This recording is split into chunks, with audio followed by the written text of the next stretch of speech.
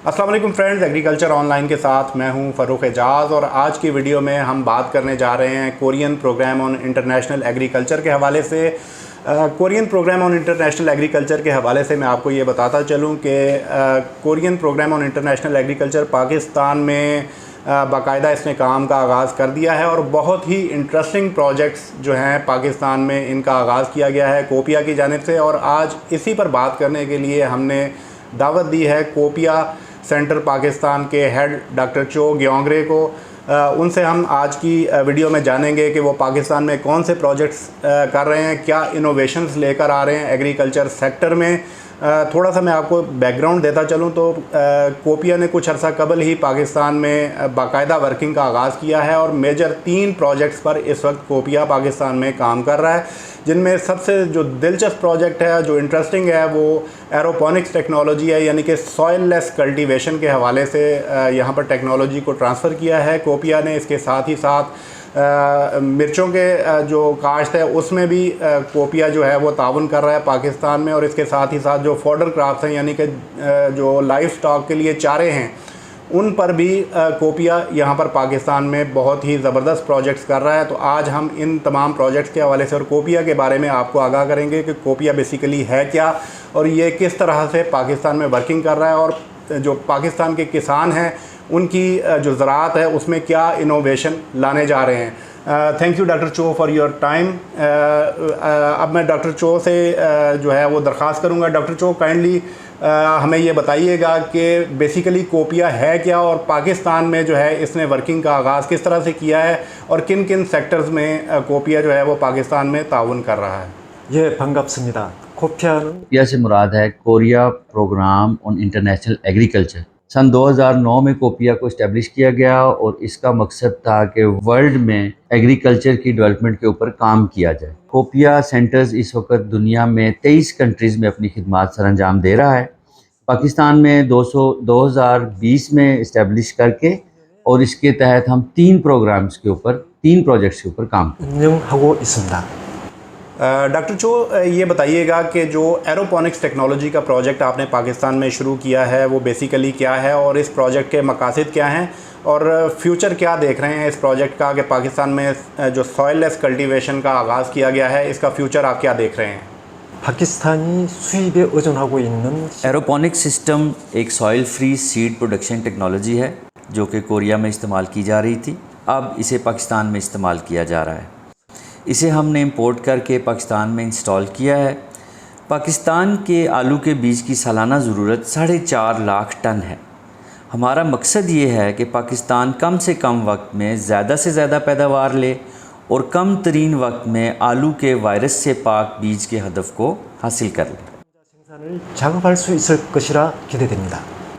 Doctor चो यकीनन बहुत अच्छा प्रोग्राम है ये एरोपोनिक्स टेक्नोलॉजी जो पाकिस्तान में कोरिया ने मुतारिफ़ करवाई है। डॉक्टर चो ये बताइएगा कि आप क्या देख रहे हैं कि पाकिस्तान इस टेक्नोलॉजी के ज़रिए कितने अरसे में जो आलू का सीड बाहर से पाकिस्तान इंपोर्ट करता है उसमें ख़ुद कफ़ील हो सकता है, और ये भी साथ ऐड कर दीजिएगा कि क्या ये टेक्नोलॉजी गवर्नमेंट सेक्टर के बाद प्राइवेट सेक्टर को भी जो है वो उसको इसमें इन्वॉल्व किया जाएगा। 성공하게 되면 우리는 5년 안에 सबसे पहला हमारा मकसद पाकिस्तान में आलू के बीज की इंपोर्ट को ख़त्म करना है।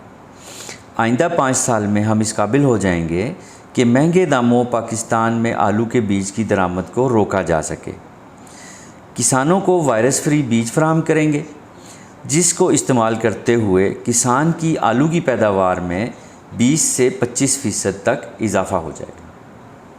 많은 소득을 얻을 수 있을 것이라 기대됩니다. डॉक्टर चो बहुत ही ज़बरदस्त आपने बात की कि 5 साल में इस काबिल पाकिस्तान हो जाएगा कि आलू का जो सीड है उसकी इंपोर्ट को ख़त्म किया जा सके और मुकामी सतह पर जो वायरस फ्री पोटैटो सीड है उसको तैयार किया जा सकेगा पाकिस्तान में। डॉक्टर चो थोड़ा सा शेयर कीजिएगा कि अभी इस वक्त आपके पास जो एरोपोनिक्स सिस्टम है वो किस कैपेसिटी का है और थोड़ा सा हमारे नाज़रीन के लिए शेयर कीजिएगा कि मज़ीद भी आपने कुछ टनल्स जो हैं वो इंपोर्ट की हैं एरोपोनिक्स के हवाले से, वो कब तक पाकिस्तान पहुंच जाएंगी और उसके बाद पाकिस्तान में जो पोटैटो सीड जो तैयार करने की एरोपोनिक्स टेक्नोलॉजी के ज़रिए कैपेसिटी है वो कितनी हो जाएगी। 현재 코피아는 2021년 इस वक्त जो हमारा एरोपोनिक का ग्रीन हाउस सिस्टम लगा हुआ है उसमें एक वक्त में आप 4800 पौधों को काश्त कर सकते हैं और इसी साल फरवरी में हमने अपना सेकंड साइकिल कंप्लीट किया है और हमारा टोटल जो मजमूई पैदावार है ट्यूबर्स की वो हमने 2 लाख सेहतमंद ट्यूबर इन ग्रीन हाउसेस से हासिल किए हैं। जहाँ तक नए आने वाले ग्रीन हाउसेस का ताल्लुक़ है वो पाकिस्तान पहुँच चुके हैं और अक्टूबर से पहले पहले वो पाकिस्तान में इसी जगह पे NARC के अंदर इंस्टॉल भी हो जाएंगे। तो उन दोनों को मिला के हमारी टोटल कैपेसिटी जो है वो 10,000 प्लांट्स की हो जाएगी और इसी तरह ट्यूबर जो है उनकी तादाद भी डबल हो जाएगी। यानी हमें उम्मीद है कि दोनों ग्रीन हाउसेस की मजमूई पैदावार जो है वो 4 लाख ट्यूबर्स से सेहतमंद ट्यूबर्स से तजावुज़ कर जाएगी। 튜브를 생산할 수 있는 능력을 가지게 됩니다. बहुत ज़बरदस्त डॉक्टर चो और यकीनन ये टेक्नोलॉजी पाकिस्तान के लिए मुफीद साबित होगी। डॉक्टर चो, अपने नाज़रीन के लिए मैं आपसे थोड़ा सा जो आपका दूसरा प्रोजेक्ट है जो कि मिर्च के हवाले से है, जो कि उमरकोट में इस वक्त कोपिया जो है कोऑपरेट कर रहा है मिर्च की जो एफ्लाटॉक्सिन है उसको कम करने के हवाले से, और इसके अलावा जो वायरस फ्री प्लांट्स हैं वहाँ पर भी उसकी जो हेल्थ है प्लांट्स की उसको बेहतर बनाने के हवाले से, उसके हवाले से थोड़ा सा बताइएगा कि वो प्रोजेक्ट क्या है और इसमें जो है कोपिया क्या कोऑपरेट कर रहा है मिर्च के प्रोजेक्ट में।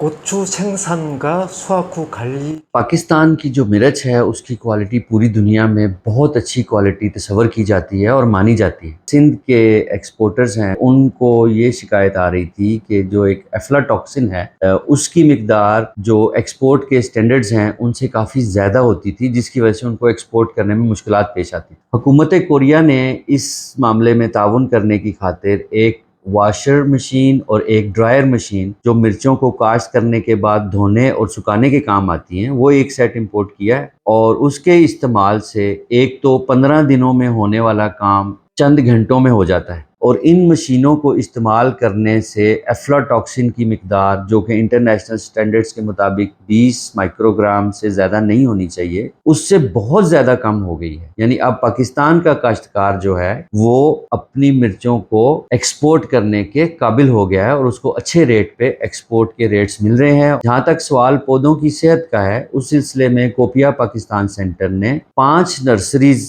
भी इंस्टॉल की हैं जिसके अंदर पौधे की अफजाइश की जाएगी और उसके बाद इन्हीं मशीनों के ज़रिए उनको धोकर उनको ड्राई किया जाएगा। और मैं समझता हूँ कि इससे एफ्लाटॉक्सिन की मिकदार और सेहतमंद मिर्चों की जो क्वांटिटी है वो भी बहुत ज़्यादा बढ़ जाएगी। 계획으로 있습니다.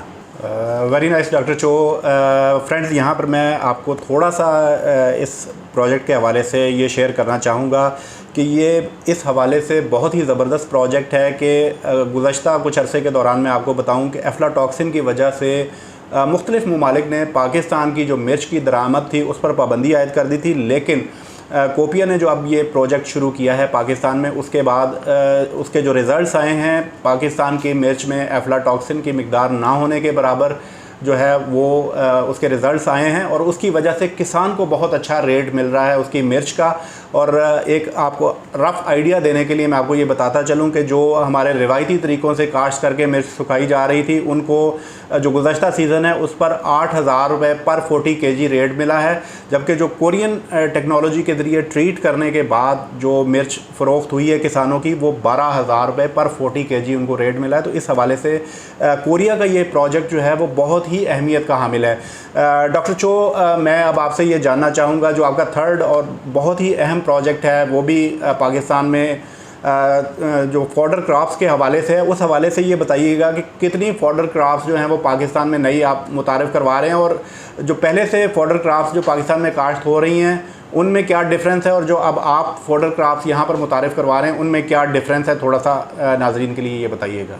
수당그라스, 사료용 옥수수 कोपिया प्रोजेक्ट के अंडर इस वक्त 6 किस्म के चारा जात के ऊपर काम किया जा रहा है, जिसमें से मेनली आपकी मकई होती है, मॉट ग्रास होता है और रवायती जो चारा फोडर जिसको कहते हैं वो भी शामिल है। कोरिया से एक ख़ास किस्म का घास जिसको राई ग्रास कहा जाता है वो इंपोर्ट करके उसकी काश्त का एक्सपेरिमेंटल फार्म हमने यहाँ पर बनाया है जिससे मैं समझता हूँ कि ना सिर्फ जानवरों की खुराक की कमी दूर हो जाएगी, उनको एक अच्छा मुतबादल चारे का मुतबादल खाने को मिल जाएगा, इसके साथ साथ इनके दूध की प्रोडक्शन जो है वो भी बहुत ज़्यादा बढ़ 지금 जाएगी। 시험 중에 있습니다.